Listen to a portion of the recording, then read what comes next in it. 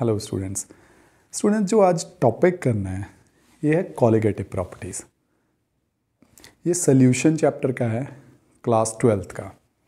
Colligative properties solution की वो properties होती हैं जो सिर्फ नंबर ऑफ सोल्यूट पार्टिकल्स पे सिर्फ नंबर ऑफ सोल्यूट पार्टिकल्स पे डिपेंड करें, सिर्फ नंबर पे, ठीक है, उसकी नेचर पे नहीं।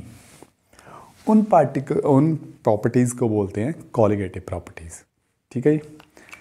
First colligative property is relative lowering in vapour pressure. से देखो, relative lowering in vapour pressure. अच्छा, आपको पता है कोई सॉल्वेंट है, वॉलेटाइल सॉल्वेंट, उसका वेपर प्रेशर है, लेट इट बी PA0, ठीक है। Vapour pressure of a volatile solvent, let it be PA0, ठीक है। जब उसमें नॉन वॉलेटाइल सल्यूट ऐड करोगे, नॉन वॉलेटाइल मीन जिसके वेपर नहीं फॉर्म होते, वेपर नहीं फॉर्म होते तो वो कंट्रीब्यूट नहीं करेगा टुवर्ड्स वेपर प्रेशर। अब जो सॉल्यूशन फॉर्म होएगी उसका वेपर प्रेशर प्योर सॉल्वेंट से कम होगा, ठीक है। The difference in vapor pressure of solvent and the vapor pressure of solution formed is known as lowering in vapor pressure, ठीक है। क्यों हुई लोअरिंग? ओके है, नॉन वॉलेटाइल सल्यूट ऐड करा, वो वेपर नहीं फॉर्म कर पा रहा, मीन्स वेपर प्रेशर में कंट्रीब्यूट नहीं करेगा। सो वेपर प्रेशर ऑफ जो सोल्यूशन है जो फॉर्म हुई उसका वेपर प्रेशर कम होगा as comparative to that of solvent. यहाँ तक ओके है, ठीक है। सेम चीज़ लिखी हुई है। According to Raoult's law,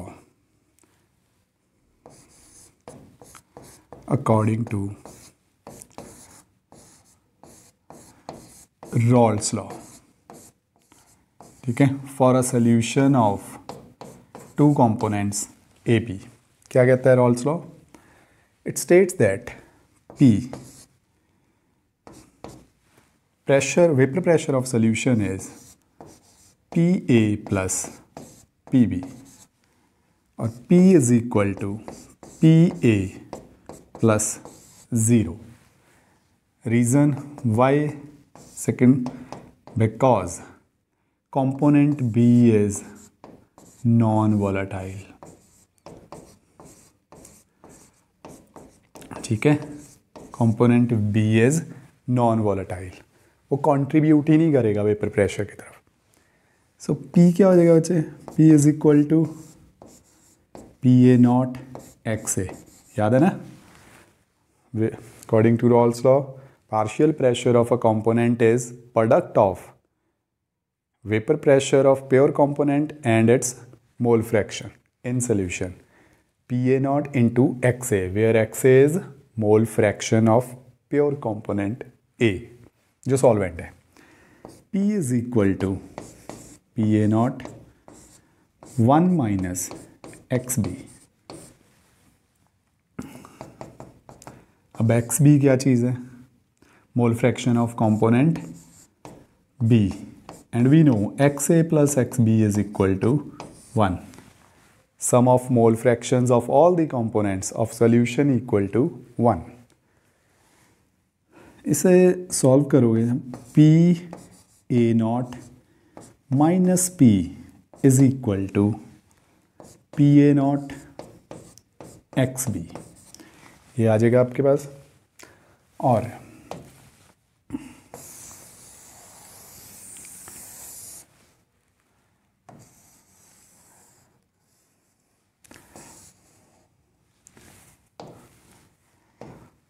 PA0 minus P upon PA0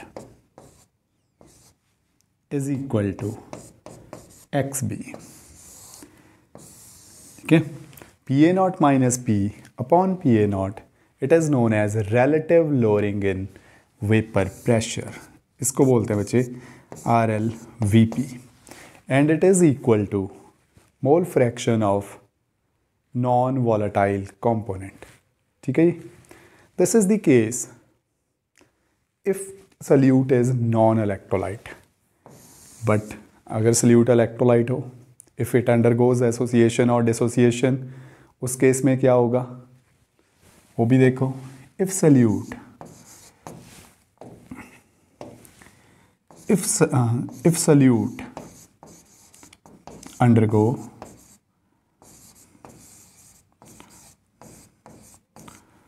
dissociation और एसोसिएशन, वो सोल्यूशन में डिसोसिएट और एसोसिएट कर रहा है, in that case remember last lecture van't Hoff factor यहाँ पे यूज़ करना है। क्या हो जाएगा ये P A naught minus P upon P A naught is equal to i X B. ठीक है, पहले वाले इस फॉर्मूले को चाहे इग्नोर कर दो, उसे याद रखना है। ओके, वांट ऑफ फैक्टर के साथ थोड़ा आगे चलो, P A naught minus P upon P A naught is equal to i X B. क्या होएगा बच्चे, N B number of moles of B divided by N A plus N B, यही होता है ना mole fraction. I mole fraction of component B is ratio of number of moles of B to the number of moles of all the components. ठीक है, for dilute solution, for dilute solution like NB is less than Na। अगर NB की value number of moles of solute की value number of moles of solvent से बहुत कम है, then ignore NB from denominator,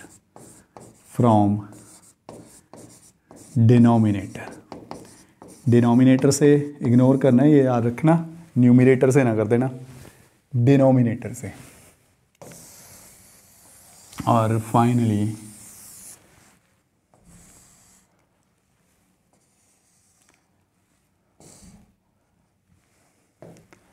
बन क्या जाएगा expression, it will be P A naught minus P upon P A naught is equal to N B by N A. You can all substitute the value of N B. N B is W B mass of solute divided by molecular mass of solute, और N A को क्या लिख सकते हो, mass of solvent molar mass of solvent. ठीक है, so अगर आपको molecular mass of salute find करने के लिए कहा जाए, you can use this formula. Okay, इसके बेसिस पे एक न्यूमेरिकल देखो बच्चे, रीड कर लो इसे। The value of P not of benzene, value given है 640 mmHg। The vapour pressure of solution which contains 2.5 gram of substance, कोई नॉन वॉलेटाइल सब्सटेंस है, 2.5 ग्राम 39 ग्राम बेंजीन में ऐड किया। अब जो वेपर प्रेशर है बेंजीन सोल्यूशन का वो बन गया 600 mmHg।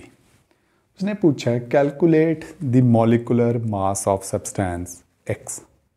ठीक है, molecular mass of substance x देखते हैं। देखो सोल्यूशन में क्या क्या चीज़ गिवन है, कैसे प्रोसीड करें बच्चे। स्टेटमेंट को बार बार रीड करो, अगर डाउट में हो स्टेटमेंट को रीड करो और केयरफुली। बेंजीन, इसका वेपर प्रेशर मैं ले लूँ P A naught is equal to 640 mmHg, और वेपर प्रेशर ऑफ सॉल्यूशन क्या है, वेपर प्रेशर ऑफ सॉल्यूशन भी गिवन है 600 mmHg, यही डाटा गिवन है ना। WA mass of benzene is 39 gram molecular mass of benzene, benzene क्या है C6H6, ऐड कर दो 6 इंटू 12 प्लस 6 इंटू 1, कितना आ गया इसका molecular mass 78 gram per mole. Okay, number of moles of benzene आ गए आपके पास 39/78, 1/2। अब आ जाओ जो सल्यूट है उसके केस में, सल्यूट के केस में क्या हो जाएगा, number mass of salute WB it is 2.5 ग्राम और इसका मॉलिकुलर वेट फाइंड करना है, MB इज क्वेश्चन मार्क। ठीक है, फॉर्मूला क्या है, we have PA0 minus P upon PA0 is equal to IXP, ये है ना फॉर्मूला IXB। सिंस कोई बच्चे गिवन ही नहीं है भी सल्यूट इलेक्ट्रोलाइट है नॉन इलेक्ट्रोलाइट है या उसका नाम क्या है, सो बाय डिफ़ॉल्ट हम उसे नॉन इलेक्ट्रोलाइट लेके चलेंगे, जिसमें I की वैल्यू क्या ले लेंगे, I इज़ 1। ठीक है, और XB को डायरेक्टली सब्स्टिट्यूट ही कर दूँ सीधी value, XB take XB as NB divided by NA। Values देखो 640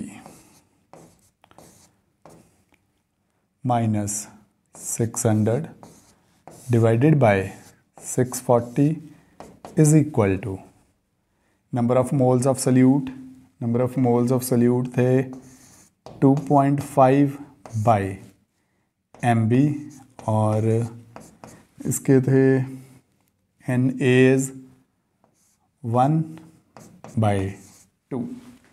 ठीक है, इसे सॉल्व कर लो, 40/640 इज इक्वल टू 5/MB और MB is 116, 16 into 5 it's 80 gram per मोल। ठीक है, मैंने एक यहाँ पे एक अजम्पशन ली है, मैंने एज्यूम किया है that solution is a dilute solution. ठीक है, सो डिनोमिनेटर में number of moles of solute ignore कर दिए।